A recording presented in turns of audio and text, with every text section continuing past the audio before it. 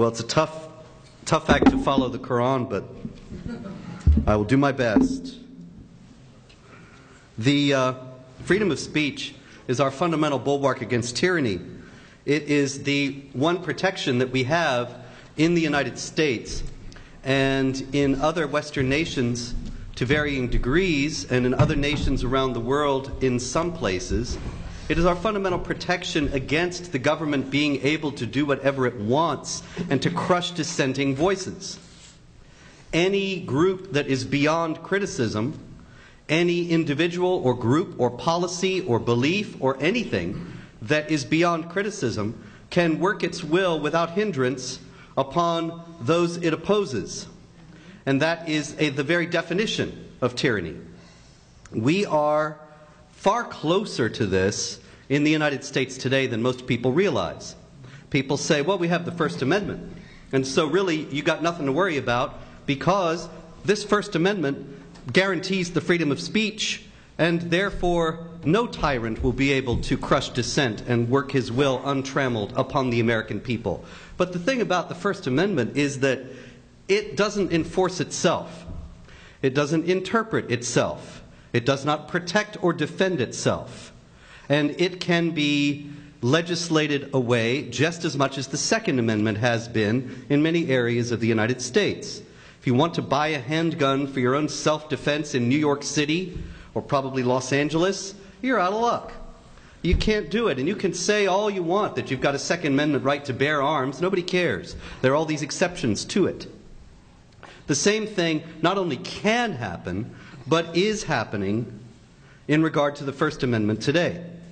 And it is happening in particular and by the energy of, most notably, the Organization of Islamic Cooperation, which is the 57 government Muslim body that is the largest voting bloc today and has been since the collapse of the Soviet Union in the United Nations. The Organization of Islamic Cooperation has been embarked for several years now on a concerted and active effort, a multi-pronged, multifaceted effort to destroy the freedom of speech in the United States in particular and in the West in general, and to compel Western states to criminalize criticism of Islam. And the reason why they want to criminalize criticism of Islam is because criticism of Islam is forbidden in Islamic law. If I were to stand up and say that this section of the Quran that was so ably recited by Kasra is hateful because it enjoins warfare upon Jews and Christians in verse 29 that was up there before that, and that it says that the Jews and Christians are under a curse because they believe, supposedly the Jews believe in Ezra as the Son of God, at least so it is asserted in this verse, and Jesus as the Son of God by the Christians, they are under Allah's curse. If I say, well, that's a hateful thing to say and can incite to violence, well then, that, under Islamic law, is blasphemy and carries the death penalty. Thank you. Now, in Islamic law, criticism of Islam is forbidden, particularly to the unbelievers. The unbelievers, as we saw actually in the verse that preceded this, which says, fight against those who do not believe in Allah and His Messenger, and do not forbid what He has forbidden, even if they are of the people of the book, until they pay the jizya, the tax, with willing submission and feel themselves subdued. The Jews and Christians, the people of the book, who have to feel themselves subdued under Islamic law, enter into what is called the zumma or the dimma, the contract of protection. The contract of protection is kind of like the contract of protection that Don Corleone offered to the shopkeepers in Lower Manhattan. If you don't get out of line, if you pay into the system, you will not be killed. If you do, your life is forfeit. The non-Muslims who submit with willing submission, they pay the tax, the jizya, and they feel themselves subdued. Their lives are protected in the Islamic State. But if they stop submitting and feeling themselves subdued, and if they start to speak out and say, wait a minute, this is unjust. I believe in equality of rights of all people before the law, and I'm being oppressed. then their lives are forfeit. They are not submitting. They are not feeling themselves subdued. Criticism of Islam is forbidden as an act of rebellion by the non-Muslims under Islamic law. The Organization of Islamic Cooperation is trying to bring Islamic law to the world, because the Organization of Islamic Cooperation obviously believes that Islam is the true religion and that all of us would benefit from living in an Islamic state. They are trying, because they cannot, the Islamic states of the world cannot militarily conquer the United States or Western Europe at this time. They are trying by various other means to bring elements of Islamic law to the West and impose them upon us. Principal among these is this Islamic blasphemy law, that criticism of Islam ought not to be allowed and is punishable by death. In accord with this, the Organization of Islamic Cooperation has introduced, for several years running now, non-binding resolutions at the United Nations calling upon member states to criminalize what they call incitement to religious hatred. There have been various formulations of this. That's one of the most recent. Defamation of religions is another, religions in the plural, although the only religion that ever gets its nose out of joint after being supposedly insulted is Islam, so we all knew what they were talking about. But in any case, the resolutions were always opposed by the United States on free speech grounds. And they were saying, if any group, if any idea, if any ideology or belief system is placed above criticism, then from that privileged position, it can work its will untrammeled on the rest of us, and that would be bad for free societies and free people. However, last year, the Obama administration signed on to the latest of these resolutions, Resolution 1618, at the United Nations, and it was passed. Now, the United Nations, at this point, this is a showdown that's going to have to come, because the U.S. Constitution says that treaties that the U.S. signs have the force of law in the United States.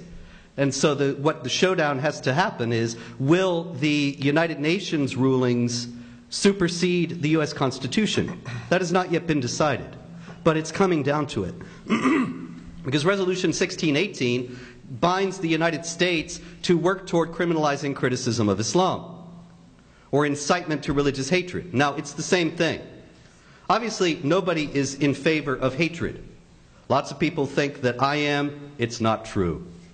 But hatred is the means by which this whole tyrannical idea of restricting the freedom of speech is advancing, by calling it hate. Hate is in the eye of the beholder. I can say that that's hate, and you might say, if you're a Muslim, no, that's the beautiful word of Allah. And it's not hate. Who gets to decide? That's the key question. Who gets to decide what hate is? They're the ones who have the power. They're the ones who are in control. The people who get to decide what constitutes incitement to religious hatred under Resolution 1618 of the UN, they are the ones who are defining what is acceptable thought and what is not, what is acceptable in the society and what is not, and they are the ones who have the power, in other words, to control and restrict the freedom of thought and thereby the way in which the society develops in innumerable ways. Since obviously if some things are forbidden to be thought, then they're not likely to lead to policy. So anyway, the United States, the UN resolution says, well, countries that have things like the First Amendment, they obviously have to respect that.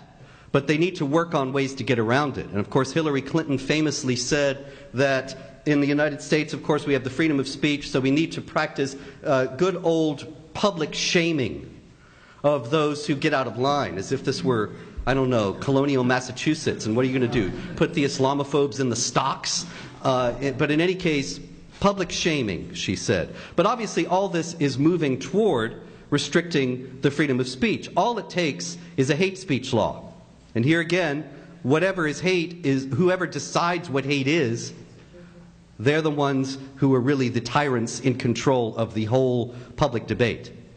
The hate speech laws have already come to the United States in the guise of hate crimes laws. There are already hate crimes laws on the books. The hate crime works like this. If I beat you up and steal your wallet, that's a crime. Don't worry, I won't do it. However, if I beat you up and take your wallet while calling you a racial slur, that's a hate crime. That's the way the United States law works right now. So hate crime obviously depends upon speech. And there is forbidden speech in the United States. All you need is 5 Supreme Court justices who will say, yes, we have the freedom of speech, but criticism of Islam or defamation of religions or incitement to religious hatred or whatever they want to call it is hate speech and does not enjoy freedom of speech protections, and that's it. Now, the insidious thing about this is that the Organization of Islamic Cooperation has explicitly added counter-terror analysis to its list of things that are offensive and criticizing of Islam. Because obviously, if the Muslim terrorists are shouting Allahu Akbar and quoting the Quran before they kill people, well, if you're going to analyze their motives and goals and beliefs so as to be able to defeat them more effectively, you have to go into Islam. But if that's hate speech and it's not allowed, then those same terrorists can go ahead without anybody stopping them, because we're not allowed to discuss what they're all about. We can't understand them. We're forbidden to understand them. And that is actually the case in the United States today. The Obama administration has carried out a systematic purge of counter-terror material used by the FBI, the CIA, the Department of Homeland Security, in order to separate out anything having to do with Islam from counter-terror analysis. Now, that's fine if all the terrorists were really the right-wing extremists of Janet Napolitano's nightmares. But if you really do have Islamic terrorists blowing things up and quoting Quran in order to justify doing so and to gain new recruits among peaceful Muslims, well, then we got a problem. And the problem is worse than that, too. Recently, of course, it's been in the news that there was this attack in Benghazi at the consulate. 4 Americans were killed, and it seems as if the Obama administration knew right away that it was Al-Qaeda and covered it up. And the extent of which this is an issue or a political football or anything like that, that actually is not really something that concerns me. What concerns me about this is that it was covered up in the way that it was. Because one thing we do know that they did not kill Ambassador Stevens and the 3 others about was this Muhammad video. This Muhammad video had 17 views on YouTube when it became an issue. Yeah, you can look it up. And nobody cared about it. There are also thousands of things like it on YouTube. Search around and you'll see. So why did the Obama administration, if they knew from the CIA that it was Al-Qaeda right away, which seems to be the case at this point, why did they come out, and all of them, Obama, Clinton, Susan Rice, Jay Carney, and others, they all said, it's the video, it's the video, it's the video. People were enraged about this video.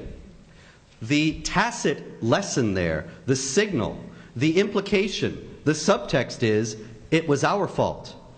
If we would just shut up about Islam and stop bothering them about Muhammad, then the ambassador would be alive today. It's up to us. And this is the lesson that the Organization of Islamic Cooperation is actively trying to teach, as absurd as it sounds. And it is absurd. I'll tell you, recently, Iran's Press TV, which is an official television station of the Islamic Republic of Iran, they ran a story about this whole controversy. And they said that this Muhammad movie was designed to stir up anti-Muslim sentiment, and it succeeded, with many killed as a result. Now wait a minute, think about that for a minute. How many people did those Muhammad filmmakers actually murder? Correct.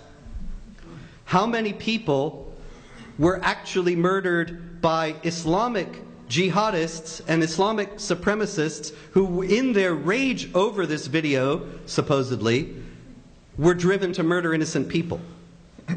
all of the ones, all the people who were killed. But the Iran's press TV says the movie was designed to stir up anti-Muslim sentiment, and it succeeded, with many killed as a result.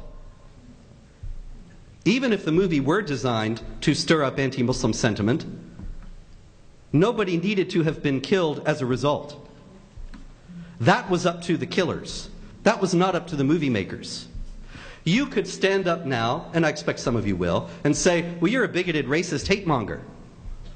And I have a number of reactions I could make if you called me that. I could say, well, that's not true, and give you a detailed explanation of why what I'm doing is in defense of human rights and the equality of all people. Or I could burst into tears and run out of the room. Or I could take my concealed handgun and shoot you dead. Or any number of other reactions. Who decides which one of those reactions I will make? I do. So, let's take that lesson and expand it. Muhammad video over here. Pakistani Muslims hear about Muhammad video and they begin to riot and kill. Do they have to riot and kill? Is that the only reaction possible to them? Who is in control of their deciding to riot and kill? Whose fault is that? Whose responsibility is that? Theirs and theirs alone.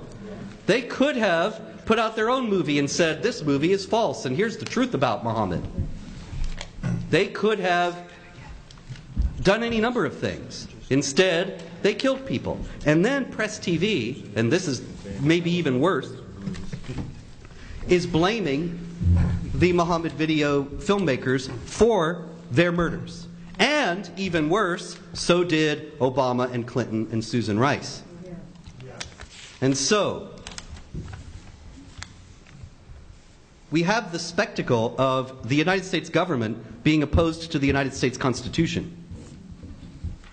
And having lost basic ideas of human responsibility, such that it doesn't understand that one controls one's own reactions, and is trying to work to restrict the freedom of speech in order to supposedly keep anti-Muslim sentiment from breaking out so more people don't get killed. So, the lesson here is, if I want to shut you up, I start killing people over here, and you'll shut up, right? That's the lesson. And so we are in essentially now the U.S. government is saying terrorism works. You want to shut me up? Kill some people, and we will be quiet and behave. And we will obey the blasphemy laws, the laws that criminalize criticism of Islam. And we will voluntarily submit and give that up. One thing now, since the rest of our panelists have arrived, I will be brief for once and wrap up, but I did want to mention before I left, Bubba the Love Sponge. I know you're probably all fans of Bubba the Love Sponge. Well, Bubba the Love Sponge actually is a radio host in Florida. And he recently was in the news because part of this ongoing Benghazi business is the fact that the CIA director, General Petraeus, and his successor as the commander of the troops in Afghanistan, General Allen, were both involved with this mysterious woman in Florida, Jill Kelly, Jill Kawam. And we don't know what really was going on here, but one thing did come out. And that is that there's a radio host named Bubba the Love Sponge who had announced that he was going to deep fat fry the Quran. Yes. I mean, I think it's a waste of a good deep fat fryer, but in any case, he was going to deep fat fry the Quran. And Petraeus and Allen are over in Afghanistan, and they know what's going to happen if he deep fat fries the Quran and it gets out over in Kabul. They know what's going to happen. People are going to get killed. So they had a teaching moment. They had a teaching moment opportunity. They could have said to the noble people of Afghanistan, as General Allen referred to them in his video abjectly apologizing for an earlier Quran incident, to the noble people of Afghanistan, I tell you, grow up. He could have said that.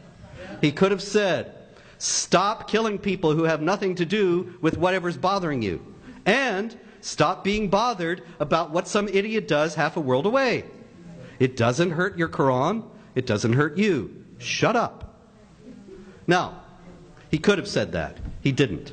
What General Petraeus and General Allen did was contact Jill Kelly and plead with her to contact Bubba the Love Sponge and get him to not deep fat fry the Quran. That's two United States generals, one of them who became the head of the CIA, and they're worried to death about Bubba the Love Sponge. And in the face of violent intimidation and violent actions against the freedom of speech, instead of trying to explain the value and importance of the freedom of speech, they move to shut up an American who is exercising his freedom of expression in order to placate and appease those violent thugs. This is halfway around the world. This is a very serious situation that we have over the next 4 years. Like I said, it only takes 5 justices, and the freedom of speech is dead. And with it, the American Republic and free society in general. And so the fundamental struggle, or jihad, if you will, that we face today as free people is to preserve and protect the freedom of speech. Because if we do not, at this point, if we are not able to articulate to our friends and our neighbors, if we are not able to make a passionate and powerful case in its defense, if we are not able to prevail upon our legislators to resist any and all attempts to restrict it, then we will surely lose it, and we will all be the poorer for it. And our children and grandchildren will look back at our generation as the one that allowed freedom to be extinguished. Thank you very much.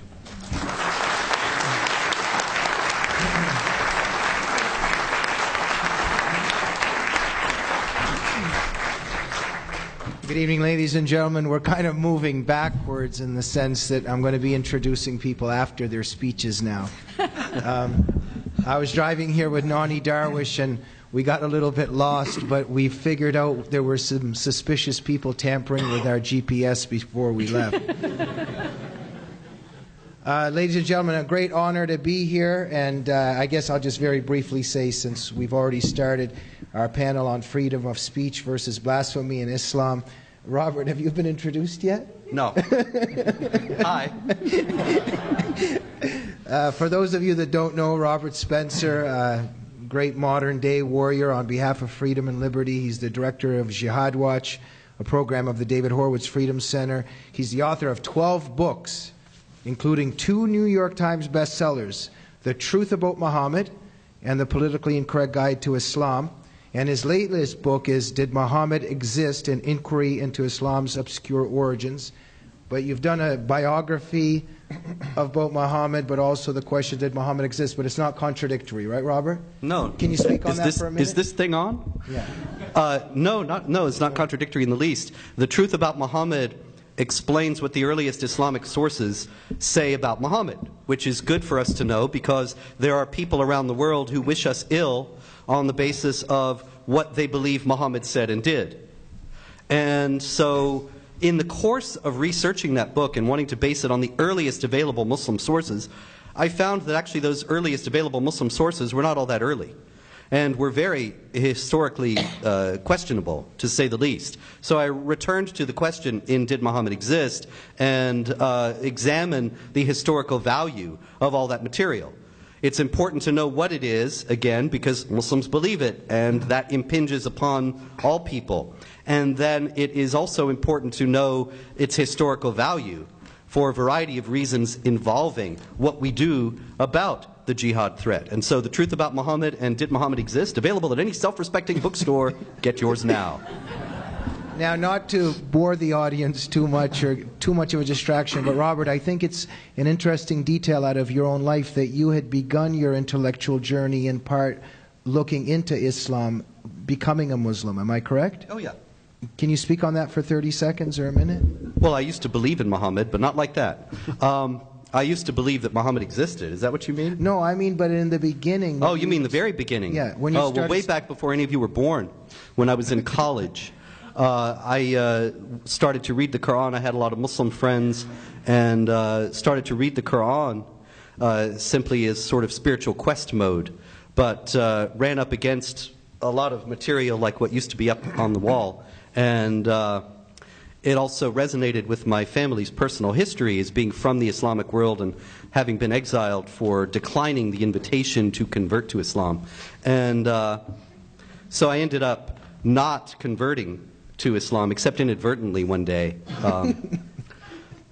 Is that a long story? Or? It's a short, very briefly. Okay. I was just showing off that I could say the Shahada, the Islamic confession of faith, in Arabic. And so I was having lunch with my friend Mahmoud, and I said the Shahada in Arabic. And he said, "Oh, you're a Muslim now." You know, the Shahada is there no God but Allah, and Muhammad is his prophet. I'm not going to say it in Arabic because there might be a Muslim in the room. If you say it in the presence of a Muslim male, then you're a Muslim. And so I said, "Wait a minute, I didn't mean it. I was just showing you I could say it." And he said, "Doesn't matter. You said it. I'm a Muslim. I'm the witness. You're a Muslim." And so now you know, I too am an apostate. Thank you, Robert. And as you see, there was another potential career as a stand-up comedian. Ladies and gentlemen, two other heroes here with us this evening. Raymond Ibrahim, a Middle East and Islam specialist and author of The Al-Qaeda Reader, a book which exposed Al-Qaeda's doublespeak based on their own words. Formerly, he was an Arabic language researcher at the Library of Congress and then the associate director of the Middle East Forum. He's born in the United States to Egyptian parents. He is fluent in Arabic and has traveled regularly to and is intimate with the Middle East. He's currently a Shulman Fellow at the David Horowitz Freedom Center, and he writes regularly for Front Page Magazine. He's also, as you can tell, a former bodybuilder. And he told me that we don't even need security tonight. No, Jamie, I'm the former bodybuilder. But you should all know that Raymond never wears a suit because he just can't fit into one because he continues his bodybuilding. And on my left, with whom I got lost this evening, but it was a spiritual journey, Nani Darwish, an Egyptian-American human rights activist, founder of Arabs for Israel, and director of Former Muslims United. She's the author of several books, including her latest, The Devil We Don't Know, The Dark Side of Revolutions in the Middle East. And I'm, by the way, Jamie Glazoff. I'm the editor of FrontPageMag.com. And I think we'll let Nani catch a couple more breaths, and we'll let the bodybuilder go. Okay?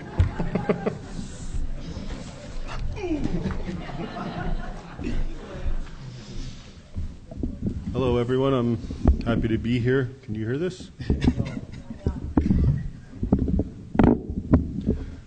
Can you hear me now? How about now? Okay. Okay, the topic that I'd like to discuss is something of basically a great irony insofar as this whole business about Islam and defamation and blasphemy. And it's an irony that I believe is wholly missed on Muslims, first and foremost, which is basically that if, as the OIC, as we heard, and any number of other Islamic organizations and bodies wish to enforce and create a defamation law for religions, because as Robert just pointed out, they always say we want all religions protected, but of course in reality it's for Islam. But they always use this sort of language that is inclusive and says all religions need to be respected, no one should defame them, etc., etc. And so the irony, of course, that I'd like to discuss is if this law ever came to pass, and if there was any logic involved in the world, Islam itself would be completely banned, because it is the only religion that is fundamentally based on defaming and disparaging and blackening every other religion. And this is one of the greatest irony that I fail to understand how so many people are missing, especially Muslims. So first, let me, just to kind of set the stage, give you a few quotes, all in the context of the Muhammad YouTube movie that created or was used as a pretext for havoc, death, and destruction, as usual. The OIC, Organization of Islamic Cooperation, issued a statement saying that it deplored an offensive and derogatory film on the life of Prophet Muhammad and called on the producers to show respect to the religious sentiments held sacred by Muslims and those of other faiths. because the OIC wants you to know that it respects all religions. This isn't just about themselves. Okay. The Turkish Prime Minister Erdogan, when the film came out and all the havoc and riots, said that the film insults religions, plural. And then he called for, and this is a quote, international legal regulations against attacks on what people, not just Muslims, deem sacred. Again, he used it in a very inclusive way to point out that we, Muslims, are against attacks or derogatory statements or blasphemy or anything else against religions. Even Saudi Arabia's Grand Mufti, who a year earlier issued a fatwa saying every single church anywhere near the Arabian Peninsula must be destroyed according to Islamic law, and actually according to Muhammad's deathbed wish, which was basically that no two religions can be practiced in the Arabian Peninsula. This same man actually issued, in response to the Muhammad movie, the YouTube one, he called for a global ban on insults targeting all religious figures. And then the Grand Mufti, or the Grand Imam of Egypt's Al-Azhar, again the top Islamic figure of Egypt and one of the highest Islamic institutions, called for a UN resolution outlawing insulting symbols and sanctities of Islam and other religions. Okay, so keep in mind that all of these organizations make it a point to say we don't want any religion to be attacked. And they have to do that because, of course, why should the international community really care or give them ear if it's only about Islam? So they have to use that line. Now, to continue, we have to define real quickly, so what is defamation? Because that's usually the word used in the context when these topics come up in the UN and international bodies. Definition of defamation, just to give you typical standard dictionary definitions, is basically to blacken another's reputation or a false or unjustified injury of the good reputation of another, as by slander or libel, or basically to disparage and offend the beliefs of someone else. This is defamation, and I think most Muslims would agree, yes, this is what defamation is, and they want it outlawed for Islam and, technically speaking, for all religions. Okay, so then we come to a big problem. What then do we do with the fact that Islam's core religious texts, beginning with the Quran itself, followed by the Hadith, and followed by the edicts and the verdicts of the ulama, which is basically, in Arabic, what's known as usul al-fiqh. Usul al-fiqh is basically all of those texts and documents that formulate Islamic law and basically define what is right and wrong in Islam. What are they? The first one is the Quran, of course. The second one is the Hadith, which is basically the recorded words and sayings of Muhammad, as well as the companions, the righteous companions, including the first four caliphs. And after that, another major source of what formulates right and wrong in Sharia is basically the ulama, or the Islamic scholars, and if they ever reach a consensus on something, then it becomes part of Islamic law. So, let's begin at looking at a few Quranic verses. Quran 5:7-3 declares, in no unequivocal terms, and I'm reading as a quote, that infidels are they who say Allah is one of three, which is a reference to the Christian Trinity. Quran 5:72 says infidels are they who say Allah is the Christ, basically Jesus, and then it says Son of Mary. And Quran 9:30 goes on to say, the Christians say the Christ is the Son of Allah. May Allah's curse be upon them. Okay, so now I have a question, and this would be a question to Muslims basically. What if a Christian book, an authoritative Christian book, say the Bible, went out of the way and wrote in it, and it said, infidels are they who say Muhammad is the prophet of God, Allah's curse upon them?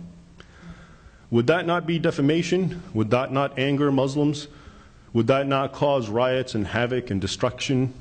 And here it is in the Quran, and yet apparently it's not deemed a defamation against other religions, in this case Christianity. Let's look at another source, the Hadith. As I mentioned, the Quran is the pillar. The second pillar amongst Sunnis, of course, is the Hadith, the recorded sayings. There's a Hadith that says that the Christian cross, which is of course venerated among millions of Christians of all denominations, is of course defamed and disparaged against in Islam. Muhammad himself insists in a hadith that when Jesus returns, he will be so angry at the concept of the cross that it will be his first thing to do is to destroy all the crucifixes of the world and then kill the pigs. But first he's going to destroy all the crucifixes. Now this is a canonical hadith, and these are the words of Muhammad.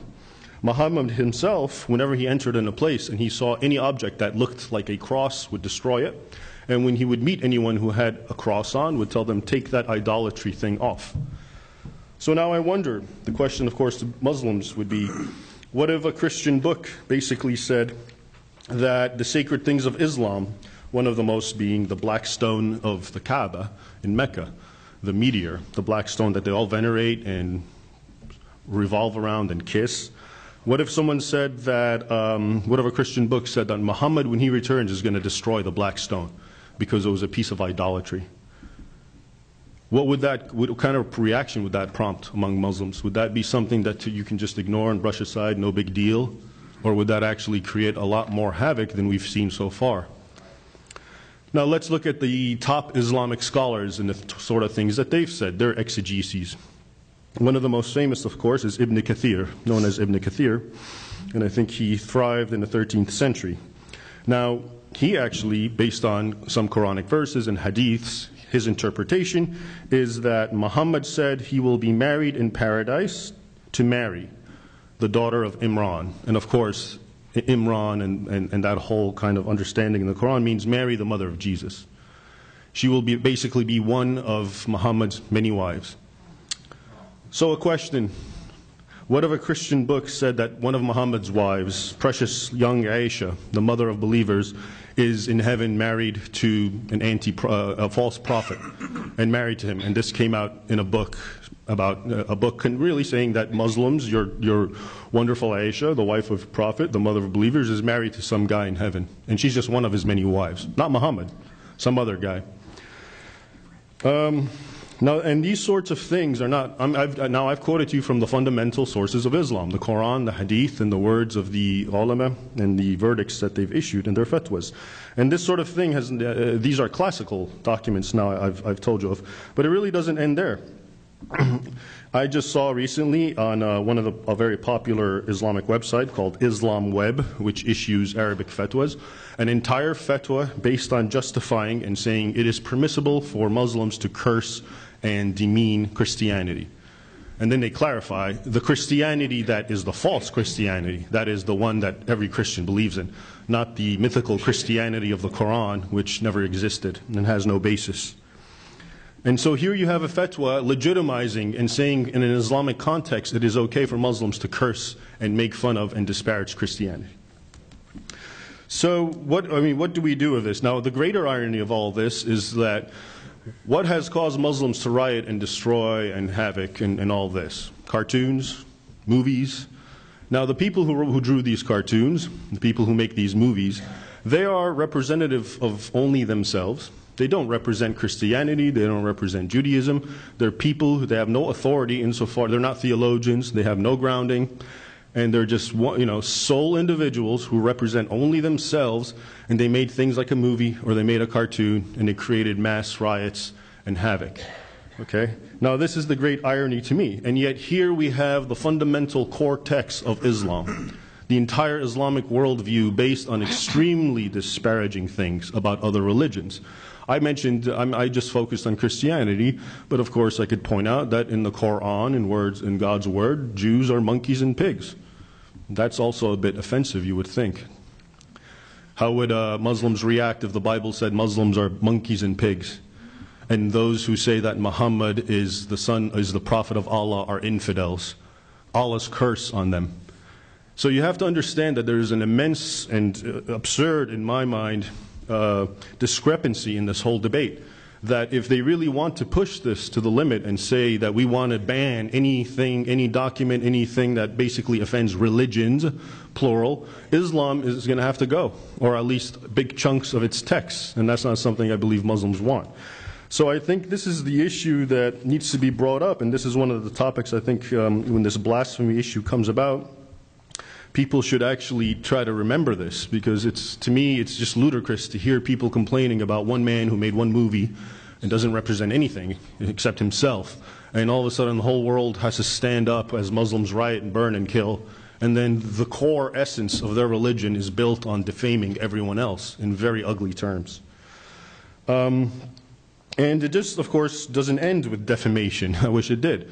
There's, of course, as we saw, the opening verse, Quran 9:29, where it says, "Fight those who do not believe in Allah or in the last day, and who do not consider unlawful what Allah and His Messenger have made unlawful, and who do not accept the religion of truth, which is Islam, from the people of the book," which is basically Jews and Christians, "until they willingly pay tribute, or jizya, and feel themselves utterly subdued."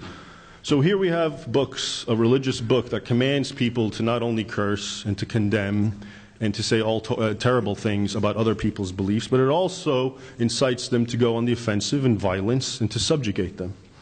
And I think it is this issue, Islam's perceived divine right to defame and destroy, that the international community should be addressing, not silly cartoons and not silly films.